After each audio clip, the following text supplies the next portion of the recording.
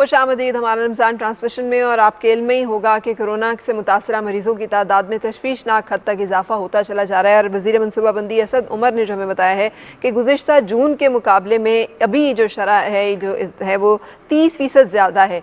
और उन्होंने ये भी कहा है कि ऑक्सीजन की फ़राहमी की में जो उसकी तलब बढ़ने की वजह से अब ऑक्सीजन की फ़राहमी पर दबाव है। हमारे पास जितनी उसकी मकदार है उससे ज़्यादा मरीज़ जो हैं वो हमारे पास आ रहे हैं।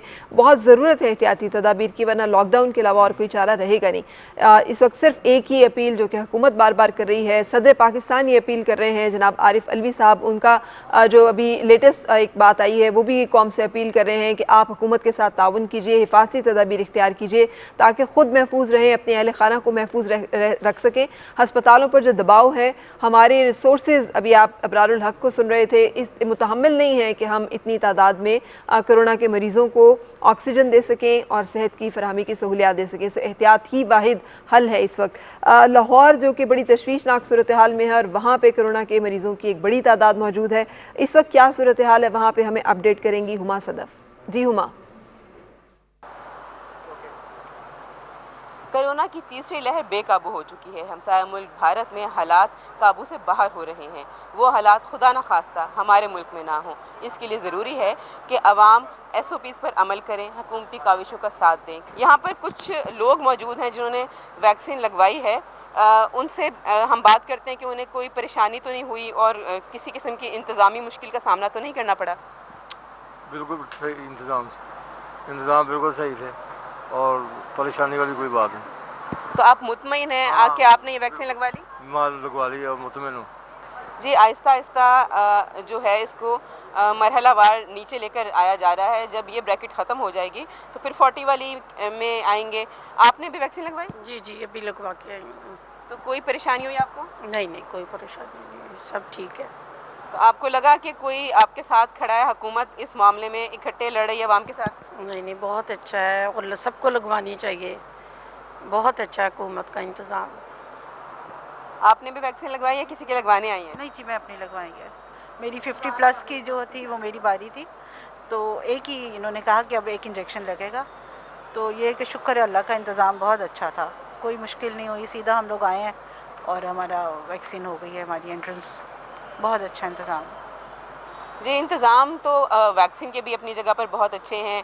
हस्पतालों में भी इंतज़ामात की मॉनिटरिंग की जा रही है। यहाँ पर डॉक्टर साहब भी मौजूद हैं जो सारी इस प्रोसीजर को देखते हैं, क्योंकि एक पूरा जो है वो बनाया गया है, सेटअप बनाया गया है जिसमें डॉक्टर्स भी हैं, जिसमें इन्वायरमेंट के लोग भी हैं, जिसमें महकमा सेहत के दूसरे लोग भी हैं, सिक्योरिटी के लोग भी हैं, रज़ाकार भी हैं। ये एक बहुत बड़ा सेटअप बनाया गया। डॉक्टर साहब से पूछते हैं कि किस तरीके से इनके पास जो लोग आते हैं उनको गाइडलाइन फराहम करते हैं और सारे चीज़ को मॉनिटर करते हैं। जी, doctor Faraz, deputy district health officer Gulberg town Lahore मैं तैनात हूँ और मेरी यहाँ पे मॉर्निंग शिफ्ट में ड्यूटी होती है। बेसिकली ये पाकिस्तान का सबसे बड़ा कोरोना वैक्सीनेशन सेंटर है। इसको हम 2 औकात में चला रहे हैं। ये 2 हॉल्स हैं, हॉल नंबर 1 और हॉल नंबर 3। जो हॉल नंबर 1 है, ये जो मॉर्निंग टाइम है वो सुबह 10 बजे से लेके शाम 3 बजे तक, और जो दूसरी टाइमिंग्स हैं वो रोज़ा इफ्तार के बाद 8:30 बजे से रात 12 बजे तक हैं। तो इसमें हमारे पास बहुत सारे डिपार्टमेंट्स मिलकर काम कर रहे हैं, जिसमें महकमा सेहत का कलीदी तौर पर किरदार है, उसके बाद सिक्योरिटी वाले हैं, रेस्क्यू 1122, और इसके अलावा जो है हमारे प्रिवेंटिव मेजर्स का स्टाफ, LSWs, एनवायरनमेंट हमारे इंस्पेक्टर्स, और इसके अलावा जो है वैक्सीनेटर्स, डिस्पेंसर्स, और बहुत बड़ी तादाद सिविल डिफेंस की भी है जो कि लोगों को व्हील चेयर्स के साथ मावनत फराहम करता है। तो हमारी पूरी कोशिश है, हमने सबसे पहले 60+ के लोगों को यहाँ पे वैक्सीनेट किया था, अब 50+ ऑन हो गया है, और हुकूमती हिदायत के मुताबिक इंशाल्लाह ताला ईद के बाद तमाम एजेस के लिए हम ये इंशाल्लाह कोरोना वैक्सीनेशन सेंटर फ़ाल करने लगे। जी, जैसे कि डॉक्टर साहब ने बताया कि ईद के बाद इंशाल्लाह ताला ये जो एज ब्रैकेट है ये और नीचे आएगी, और जो इससे कम उम्र के लोग हैं, अफराद हैं, उनको भी वैक्सीन दी जाएगी। आपने वैक्सीन लगवाई, आप क्या कहना चाहती हैं? बहुत अच्छा इंतज़ाम है, बहुत अच्छे तरीके से गाइड कर रहे हैं और कोई किसी किस्म की कोई तकलीफ़ नहीं है। मैं तो हुकूमत पाकिस्तान को इस बात पे खराज तहसीन पेश करती हूँ कि बहुत अच्छा इंतज़ाम किया हुआ है। जी, हुकूमत पाकिस्तान को जब अवाम खराज तहसीन पेश करने लगे तो इसका मतलब होता है कि वाकई कोई ऐसा काम हो रहा है जिस पे तारीफ़ बनती है। ये हमारे साथ इंतज़ामिया में से मौजूद हैं डॉक्टर साहिबा हैं, आप भी डॉक्टर सादिया, इनसे बात करते हैं। जी, अस्सलाम वालेकुम। बताइए आप आप बता रही थी कि किस तरह से स्क्रीनिंग होती है, कौन सी बीमारियों वालों को आप रिकमेंड नहीं करते और किसको करते हैं? वेल एक्चुअली यहाँ पे इम्यूनो कॉम्प्रोमाइज अगर कोई लोग आते हैं, लाइक उन्हें कैंसर है या एस्थमिक है, कोई प्रॉब्लम है इस तरह की, तो उनको हम रिकमेंड करते हैं कि वो ना लगवाएं। सेकेंडली ये कि जब कोई भी 50 साल या उससे अबव फर्स्ट डोज़ के लिए आता है तो उसे कैंसाइनो दी जाती है, और अगर कोई सेकंड डोज़ के लिए जो ऑलरेडी साइनोफॉर्म लगवा चुका है उसको सेकंड डोज़ के साथ हम साइनोफॉर्म अप्लाई करवा रहे हैं। तो ये सारा निज़ाम बड़ा अच्छा चल रहा है, स्मूथली, लोग हमसे बहुत कोऑपरेट करते हैं और जो फीडबैक है वो भी हमें देते रहते हैं। जी डॉक्टर साहब ने बड़े काम की बात बताई कि अगर आपको कोविड हो भी गया है, आप उससे रिकवर हो भी गए हैं, तो फिर ये नहीं है कि आपने बस इसको भूल जाना है। ये एक और खातून यहाँ पर मौजूद हैं, इन्होंने भी पर्ची पकड़ी हुई है, इनसे पूछते हैं, इन्होंने वैक्सीन लगवाई है? जी लगवाई अभी। किसी किस्म की कोई परेशानी हुई आपको? नहीं अभी तो कुछ नहीं है जी, ठीक है, बिल्कुल ठीक है। तो आपको यहाँ इंतज़ाम अच्छा लगा?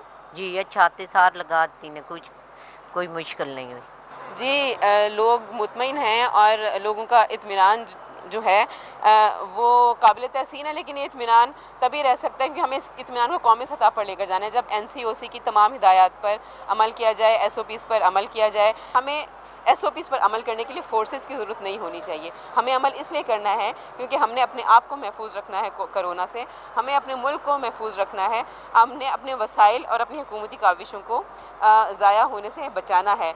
बाहर जाना बहुत ज़रूरी होता है, कुछ काम बहुत ज़रूरी होते हैं, मगर याद रखिए कोई भी काम, कोई भी एक्टिविटी हमारी सेहत से और हमारी ज़िंदगी से ज़्यादा ज़रूरी नहीं होती, और हमें कोरोना से लड़ने के लिए डरने की बजाय हुकूमती काविशों का साथ देना है। अल्लाह ताला हमें हिफाजत में रखे इस मोहलिक मर्ज से और वबा से, और पाकिस्तान को, पाकिस्तान के सब शहरों को, सब शहरियों को अपनी अमान में रखे। ये हम सब की इस माह मुबारक में अल्लाह ताला से पुरखुलूस इस्तदा है कि वो रहम फरमाए और अपने रहम व करम का साया जो है वो हम पे रखे। लेकिन जो फैक्ट्स एंड फिगर्स हैं वो बहुत अलार्मिंग हैं। चौधरी फवाद हुसैन जो कि वज़ीर इत्तलात हैं, उन्होंने बताया है कि पाकिस्तान में 11% जो है वो रेशो है, भारत में इस वक्त 17% रेशो है। उन्होंने ये भी बताया है कि बड़े शहरों पर दबाव बढ़ रहा है और बड़े शहरों में कोरोना ज़्यादा फैल रहा है, जिसकी वजह से वहाँ पर जो अस्पताल हैं उनके ऊपर मरीज़ों का दबाव जो है बहुत बढ़ रहा है, और जो लोग हैं SOPs पर अमल दरामद नहीं कर रहे, इसलिए इंतज़ामिया की मुआवनत के लिए फ़ौज को तलब करना पड़ा। ज़िंदगी आपकी है, ज़िंदगी मेरी है, उसकी हिफाजत भी हमारी ज़िम्मेदारी है। ना ये हुकूमत की ज़िम्मेदारी है, ना ये फ़ौज की ज़िम्मेदारी है, ये तो हम सब की इंडिविजुअल इनफरादी ज़िम्मेदारी है कि हम अपनी हिफाजत करें और दूसरों को भी महफूज रखने में अपना किरदार अदा करें। हिफाजती इक़दामात को ज़रूर पाबंदी के साथ उस पर अमल दरामद करें ताकि आप महफूज रह सकें।